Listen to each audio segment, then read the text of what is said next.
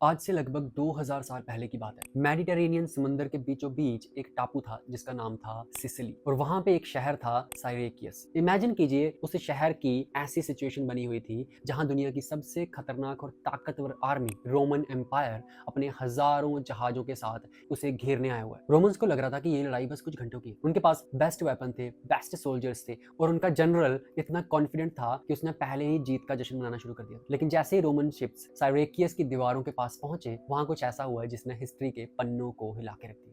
Romans ने देखा कि उनके बड़े बड़े वुडन शिप्स अचानक से पानी के ऊपर हवा में उड़ने लगे, जैसे कोई इनविजिबल भूत उन्हें ऊपर खींच रहा हो। बिना किसी वार्निंग के एक लोहे का बड़ा सा हाथ आता है, जहाज को पकड़ता है, उसे हवा में उछालता है और फिर पत्थरों पर पटक देता है। रोमन्स इतने डर चुके थे कि उनको लगा शायद उस शहर की हिफाजत कोई इंसान नहीं बल्कि खुद देवता कर रहा है। सोल्जर्स इतने ज्यादा घबरा चुके थे कि अगर उन्हें दीवार के ऊपर एक रस्सी भी लटकती दिखती तो वो उसे साइरेकियस का भूत कह के वहां से डरकर भाग जाते। लेकिन दोस्तों, असल में ये कोई जादू नहीं था, ये एक अकेले दिमाग का खेल था। एक ऐसा साइंटिस्ट जो उस वक्त अपनी लैब में बैठकर सिर्फ सर्कल्स ड्रॉ कर रहा था, लेकिन उसके दिमाग की शक्ति पूरे रोमन एम्पायर पर भारी पड़ रही थी। आज हम उसी इंसान के बारे में जानेंगे जिसका नाम था आर्किमिडीज। दोस्तों, जब मैं आर्किमिडीज की स्टोरी पढ़ रहा था तो मैं खुद इतना शॉक हो गया कि एक अकेले इंसान में इतना दिमाग, इतना लॉजिकल दिमाग कैसे हो सकता है, और वो भी इतनी पहले, इतने पुराने जमाने में। आर्किमिडीज का जन्म 287 बीसी में साइरेकियस में हुआ था। उनके पिता एक एस्ट्रोनॉमर थे। इसका मतलब है कि आर्किमिडीज के खून में ही साइंस और क्यूरियोसिटी थी। उस जमाने में पढ़ाई का मतलब सिर्फ किताबें रटना नहीं होता था, बल्कि दुनिया कैसे चलती है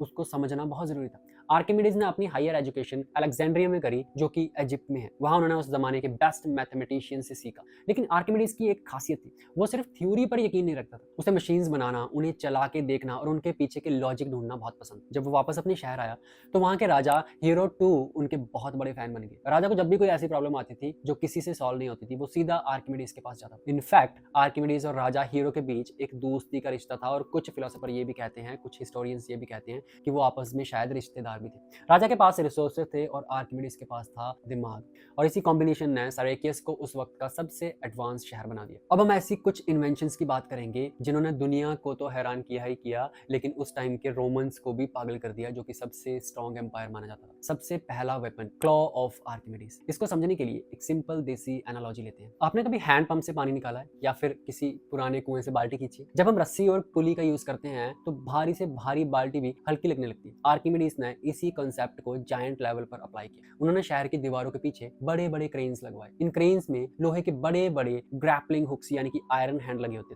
जैसे कोई रोमन शिप दीवार के एकदम करीब आती, साइरेकियस के लोग उस क्लो को नीचे छोड़ते, वो शिप के फ्रंट यानी कि बो को पकड़ लेता और फिर पुलिस सिस्टम की मदद से पूरी की पूरी शिप को पानी से ऊपर उठा लिया जाता। इमेजिन कीजिए, हजारों किलो का जहाज हवा में लटका हुआ है और उसके अंदर के सोल्जर्स डर के मारे चिल्ला रहे हैं।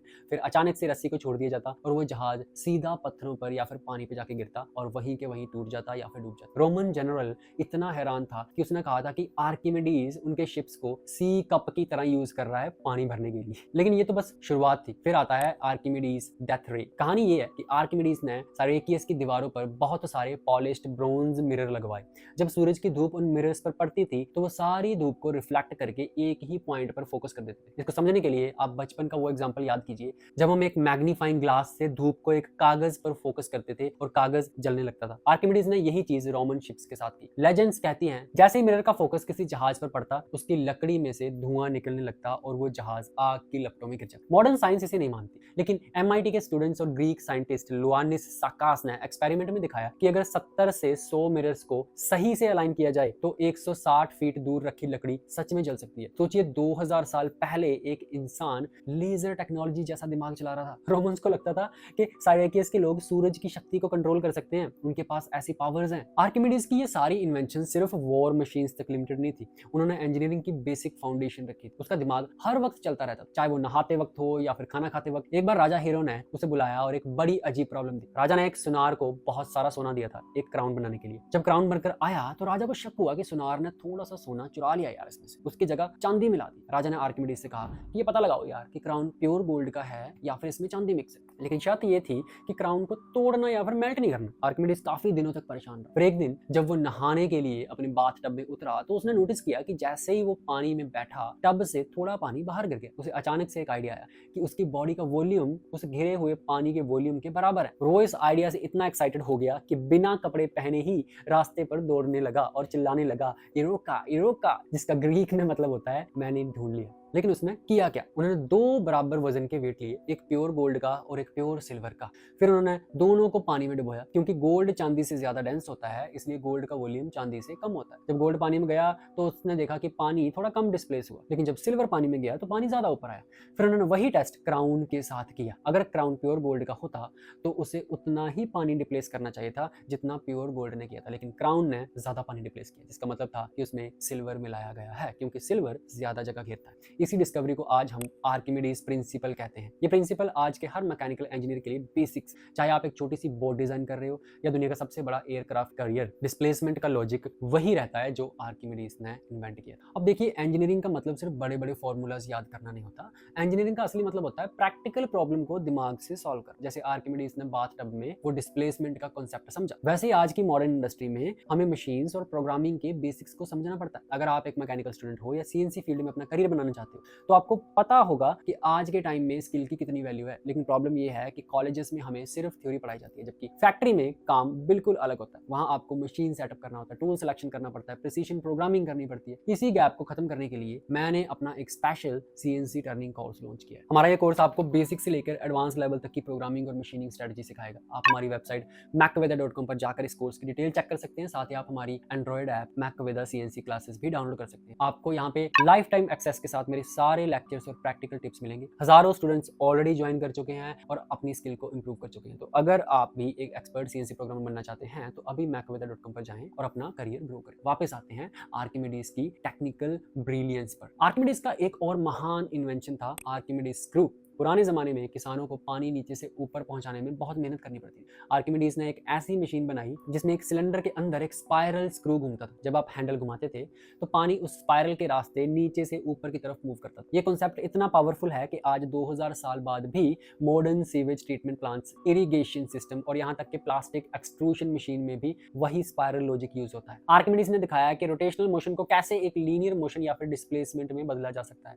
आज हम जो बॉल स्क्रू यूज करते हैं हमारी सीएनसी मशीन में, उनका बेस आइडिया कहीं ना कहीं इसी स्क्रू मैकेनिज्म से आता है। अब उस बंदे ने मैथमेटिक्स में भी ऐसी चीजें की हैं जो उस जमाने से हजारों साल आगे थी। उन्होंने पाई की वैल्यू कैलकुलेट करने के लिए एक बहुत ही जीनियस मेथड यूज किया जिसे मेथड ऑफ एग्जॉस्शन कहते हैं। उन्होंने एक सर्कल के अंदर एक बड़ा सा पॉलीगन बनाया और उनकी साइड्स को बढ़ाते गए। उन्होंने 96 साइड्स पॉलीगन तक कैलकुलेशन की और ये साबित किया कि पाई की वैल्यू 3.1408 और 3.1429 के बीच में ही होती है। आज हम जो सर्कुलर इंटरपोलेशन करते हैं या फिर G02 G03 कमांड यूज करते हैं सीएनसी प्रोग्रामिंग में, उसका पूरा मैथ उसी सर्कल ज्योमेट्री पर टिका हुआ है जो आर्किमिडीज ने सिखाया। बिना उसकी इस डिस्कवरी के हम कभी भी एक परफेक्ट राउंड पार्ट नहीं बना पाते। फिर उसने ऑडोमीटर बनाया जो बताता था कि एक रथ कितनी दूर तक चली है, यानी कि कितने किलोमीटर गाड़ी चल गई। इसमें उसने गियर का एक सिस्टम यूज किया जिसमें हर एक व्हील रोटेशन पर एक गियर घूमता था और कुछ डिस्टेंस बाद एक छोटा सा पत्थर बॉक्स में गिर जाता था। ये गियर रेशो का सबसे पुराना और परफेक्ट एग्जांपल है। जितने पत्थर गिरे उतने किलोमीटर वो चल चुकी है। आज हमारी मशीन्स में जो गियर बॉक्स और प्लानेटरी सिस्टम होता है उनका फंडामेंटल आइडिया वही है। आर्किमिडीज के लिए मशीन सिर्फ लोहे का टुकड़ा या फिर लकड़ी का टुकड़ा नहीं थी, बल्कि वो फिजिक्स के लॉज का एक जिंदा डेमोन्स्ट्रेशन था। उसका एक और हैरान कर देने वाला काम था साइरेक्यूस शिप। यह उस जमाने का सबसे बड़ा और लग्जेरियस जहाज था जिसे राजा हीरो ने इजिप्ट के राजा पटोलमी के लिए तोहफे के तौर पर बनवाया था। यह शिप इतना भारी था कि इसे पानी में लॉन्च करना मुश्किल लग रहा था। लोग कह रहे थे कि इतना वजन जमीन से पानी तक कैसे जाएगा। आर्किमिडीज ने वहां अपना कंपाउंड पुली और लीवर का सिस्टम लगाया। उन्होंने एक कॉम्प्लेक्स अरेंजमेंट बनाई और सिर्फ एक हाथ से एक रस्सी खींची और वो जायंट शिप मक्खन की तरह फिसलता हुआ पानी में चला गया। इस इवेंट ने पूरी दुनिया को दिखा दिया कि मैकेनिकल एडवांटेज क्या होती है। मैकेनिकल एडवांटेज यानी छोटी सी फोर्स लगाकर बहुत बड़ा काम कर दें। आज हमें इसका फॉर्मूला बड़ा सिंपल लगता है। अगर आप डिस्टेंस बढ़ा देते हो तो आपको फोर्स कम लगानी पड़ती है। इसी लीवर के प्रिंसिपल पर आर्किमिडीज इतना कॉन्फिडेंट था कि उसने एक ऐसी बात कही थी जो आज फिजिक्स की सबसे बड़ी लाइन मानी जाती है। उसने कहा कि बस मुझे कोई एक लंबा सा लीवर और खड़े होने की जगह दे दे, मैं पूरी धरती को हिला सकता हूँ। 212 बीसी में 2 साल की कोशिश के बाद रोमन्स ने आखिरकार सारे 21 पर कब्जा कर लिया। रोमन जनरल ने अपने सोल्जर्स को सख्त ऑर्डर दिया था कि आर्किमिडीज आर्किमिडीज को कोई नुकसान नहीं पहुंचना चाहिए, बाकी चाहे कुछ भी कर दो, क्योंकि वो उनके दिमाग की बहुत इज्जत करता था। लेकिन जब एक सोल्जर आर्किमिडीज के घर पर पहुंचा तो आर्किमिडीज जमीन पर एक सर्कल बनाकर कोई मैथमेटिक प्रॉब्लम सॉल्व कर रहा था।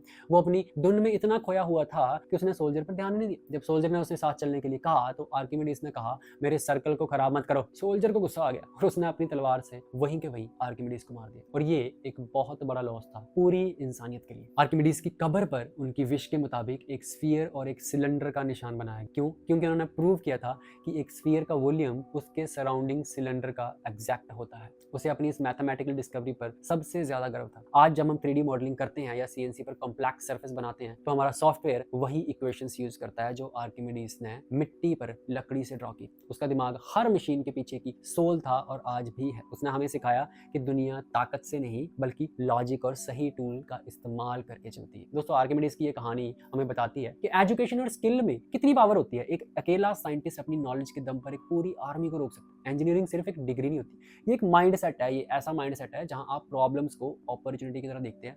अगर आप भी इसी माइंड सेट के साथ अपने करियर में आगे बढ़ना चाहते हो तो मैकेनिकल इंजीनियरिंग के इन बेसिक्स को कभी भूलना नहीं है। चाहे टेक्नोलॉजी कितनी भी एडवांस हो जाए, आर्किमिडीज के प्रिंसिपल्स हमेशा फाउंडेशन रहेंगे। तो ये थी कहानी आर्किमिडीज की, वो साइंटिस्ट जिसने फिजिक्स और इंजीनियरिंग का रास्ता बदल दिया। अगर आपको ये वीडियो इन्फॉर्मेटिव लगा तो इसे अपने मैकेनिकल इंजीनियरिंग दोस्तों के साथ शेयर जरूर करना। और अगर आप भी मशीन प्रोग्रामिंग की बारीकियां सीखना चाहते हैं तो अभी विजिट करें मेरी वेबसाइट macaveda.com पे या डाउनलोड करें मेरी एंड्रॉइड ऐप मैकवेदा CNC क्लासेस। वहां आपको मिलेंगे इंडस्ट्री रेडी कोर्सेज जो आपको एक ऑपरेटर से एक एक्सपर्ट टेक्नीशियन बनने में मदद करेंगे। याद रखिए, सही स्किल ही आपका वो लीवर है जो आपके करियर को किसी भी ऊंचाई तक ले जा सकता है। मिलते हैं अगले वीडियो में, देन तब तक के लिए take care and wish you all the best.